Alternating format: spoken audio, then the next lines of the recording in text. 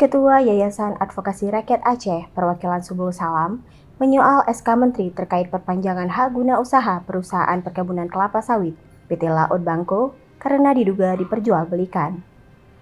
SK Menteri Agraria dan Tata Ruang dan Badan Pertanahan Nasional nomor 15 garing HGU garing KEM garis datar ATR garing BPN garing 2 Romawi garing 2021 tertanggal 23 Februari 2021 terkait perpanjangan hak guna usaha PT Laut Bangko.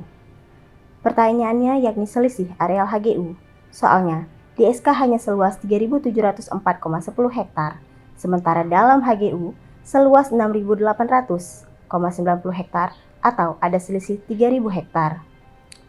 Ada sekitar 3.000 hektar dikembalikan atau keluar HGU dan di dalamnya ada rencana plasma dari perusahaan, di mana lahan yang dikeluarkan sudah hampir 2 tahun SK terbit.